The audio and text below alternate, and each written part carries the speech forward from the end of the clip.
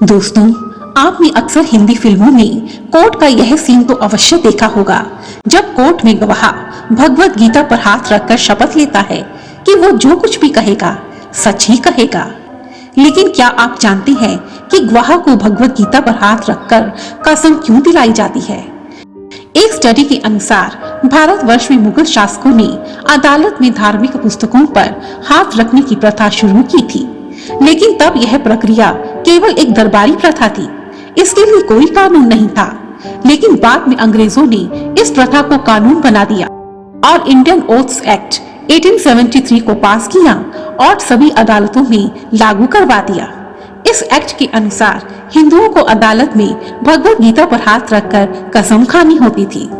लेकिन दोस्तों, अब प्रश्न यह उठता है कि हिंदू धर्म में 18 महापुराणों और 4 वेदों के होते हुए केवल भगवत गीता की ही शपथ क्यों दिलाई जाती है?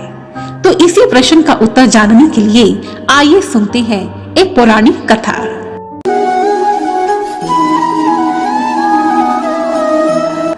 हिंदू धर्म ग्रंथों में वर्णित एक कथा के अनुसार भगवान विष्णु मुर नामक दैत्य का वध करने के पश्चात शेषनाग की शैया पर आंखें मूंदकर लेटे हुए थे और माता लक्ष्मी उनके चरण दबा रही थी। तभी माता लक्ष्मी ने देखा कि श्री हरि आंखें बंद किए मन ही मन मुस्कुरा रहे थे। यह देखकर देवी लक्ष्मी के मन में कई सवाल उठने लगे, लेकिन वह श्री हरि को ध्यान से जगाना नहीं चाहती थी। परंतु जब काफी समय तक श्री हरि मुस्कुराते रहे, तब माता लक्ष्मी से रहा नहीं गया और उन्होंने अपने स्वामी से पूछ ही लिया, हे स्वामी, आप तो संपूर्ण जगत के पालनहार हैं, फिर सारे जगत की ओर मुख मोड़कर यहाँ क्षीर सागर में क्यों सोए हैं? देवी लक्ष्मी की बात सुनकर श्री हरि मंद मंद मुस्कुराए और बोले, हे देवी, मैं सो नहीं रहा हूँ, बल्कि अपनी अंतर्दृष्टि से अपने उस दिव्य स्वरूप का साक्षात्कार कर रहा हूँ, जिस स्वरूप का योगी जन अपनी दिव्य दृष्टि से दर्शन करते हैं। हे देवी, मेरी जिस शक्ति के अधीन यह पूरी सृष्टि है, उसका जब मैं अपने अंतर्मन से दर्शन करता हूँ, तो आपको ऐसा लगता है कि मैं सो रहा हूँ, लेकिन वास्तव में ऐसा नहीं है। भगवान श्री हरि की ये बातें देवी लक्ष्मी को समझ में नहीं आई, इसलिए उन्होंने भगवान श्री हरि से प्रश्न किया, हे स्वामी, क्या आपकी शक्ति के अतिरिक्त कोई और भी शक्ति है जिसका आप ध्यान करते हैं? यह सुनकर श्री हरि बोले, हे देवी, मेरी शक्ति को समझने के लिए आपको गीता के रहस्यों को समझना होगा। मैंने कृष्ण अवतार में अर्जुन को जो गीता का ज्ञान दिया था, उसके समस्त अध्यायों में मेरे इस शरीर के समस्त अंग हैं, जिनकी आप दिन रात सेवा करती हैं। सुनो देवी, भगवत गीता के 1 से लेकर 5वें अध्याय तक मेरे 5 मुखों का वर्णन है। अध्याय 6 से अध्याय 15 तक मेरी 10 भुजाओं का वर्णन है। 16वें अध्याय में मेरा उदर समाहित है, जहाँ पर क्षुधा शांत होती है, और अंतिम के 2 अध्याय अर्थात 17वें और 18वें अध्याय में मेरे दोनों चरण कमलों का वर्णन है। अपने स्वामी के मुख से भगवत गीता के बारे में ऐसी बातें सुनकर माता लक्ष्मी उलझन में पड़ गई।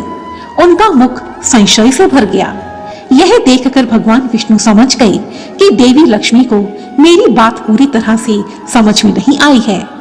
ऐसे में वह माता लक्ष्मी से बोले, हे देवी, जो मनुष्य प्रतिदिन गीता के 1 अध्याय का श्लोक पढ़ता है, वह सभी पापों से मुक्त हो जाता है।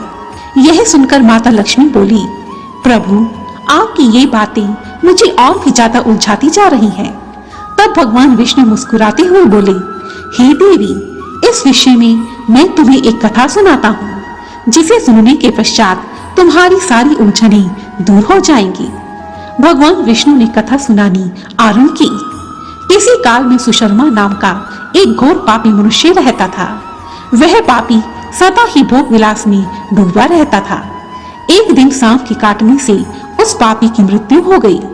मृत्यु के पश्चात यमदूत उसकी आत्मा को लेकर यमलोक पहुंचे, जहां सैकड़ों वर्षों तक उसने कई प्रकार की यातनाएं झेली।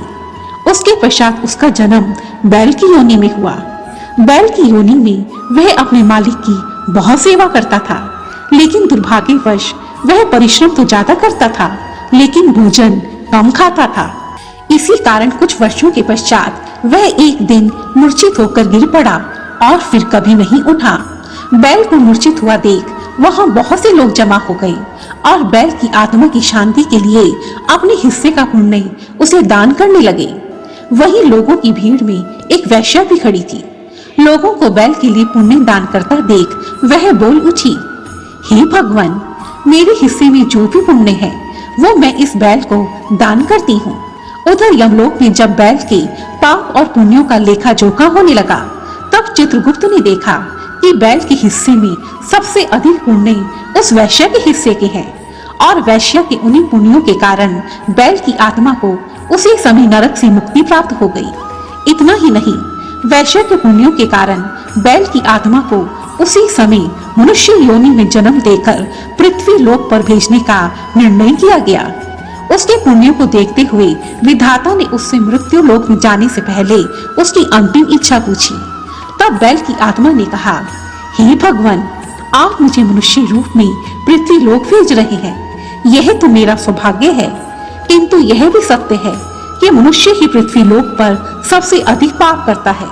इसलिए हे प्रभु, मैं चाहता हूँ कि पृथ्वी लोक पर जाने के बाद भी मुझे अपने पूर्व जन्म की पूरी घटना याद रहे।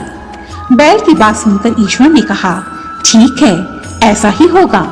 अब पृथ्वी लोक पर मनुष्य रूप में जन्म लेने के पश्चात बैल ने उस वैश्य को खोजना आरंभ कर दिया, जिसके पुण्य की वजह से उसे मनुष्य जन्म प्राप्त हुआ था। और आखिर एक दिन उसने वैश्य को खोज ही लिया। उसने वैश्य को अपने जन्म की सारी घटना सुनाई और पूछा, समाज की नजरों में आपके कर्म नीच माने जाते हैं, परंतु आपने ऐसा कौन सा कर्म किया था जिस कारण मुझे अपने पूर्व जन्म में किए हुए पापों से मुक्ति प्राप्त हुई।